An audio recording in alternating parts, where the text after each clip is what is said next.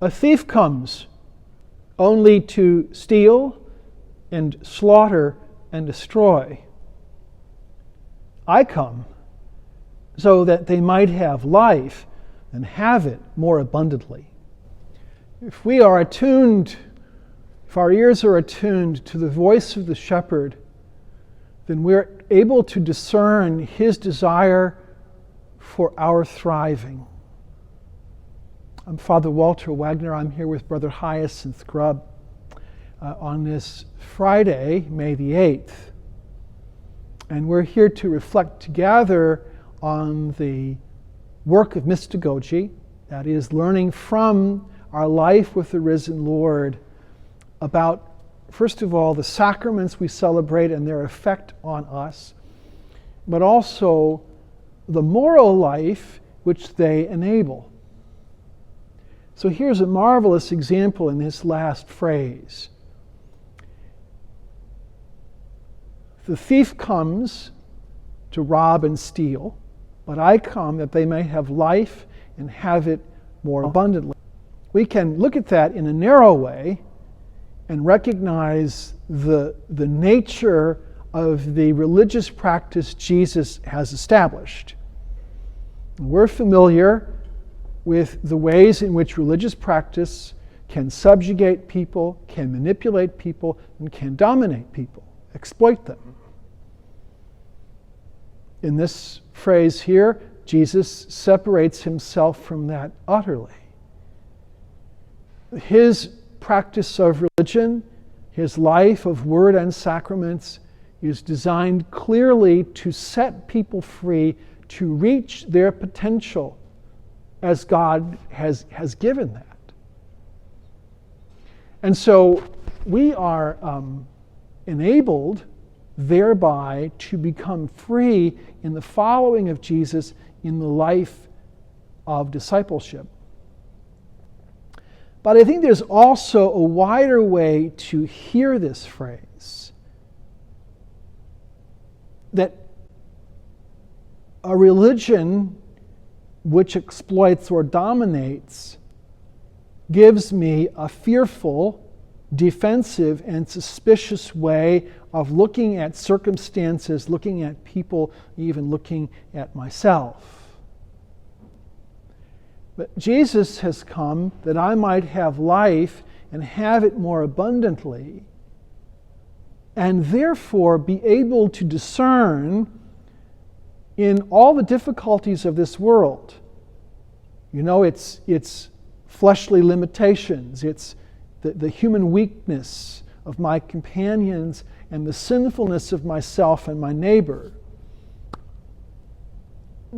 I'm given the ability not to wear rose-colored glasses in denial of that, but at the same time to recognize the abundance of God at work in the fallible, weak, sinful people I'm with, including myself.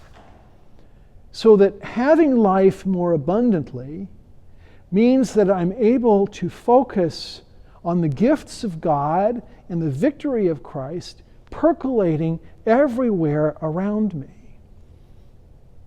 And so that the sacramental way of seeing that enables me to recognize Jesus present in the Eucharist, that enables me to hear him absolving me in confession, that same voice enables me, that same perception enables me to perceive the good in you in this present time and the eternal potential in you. You see, and when I have that, I have sources of renewal, sources of challenge, and sources of promise all around me. And so even in this narrow time of pandemic, I am able to observe human gifts blossoming in constricted circumstances. And that's what it means, I think, to have life. Because discerning all of those all of God's gifts and Christ's victory, I am renewed within. And I am able to proceed in developing my own life. And I suppose that's the final gift of having life more abundantly, is that I perceive with happiness the divine life at work in me. And I'm happy both that it's there and that it's there in me. That is, I am increasingly happy to be myself, which is the source, I think, of human freedom and serenity. To realize that, for me to realize that I am God's work, and that I am God's work in perpetual progress, or progress until the time of eternal completion. So we don't lose heart. And we complete this week recognizing two, if you will, pillars of the life we share with Jesus. The sacramental life and the moral life, which interpenetrate to make us men and women of strength and compassion, of wisdom and courage. We'll reflect on this in the summation we'll do tomorrow, Saturday, and then we'll begin a new gospel on Sunday. Have a great weekend.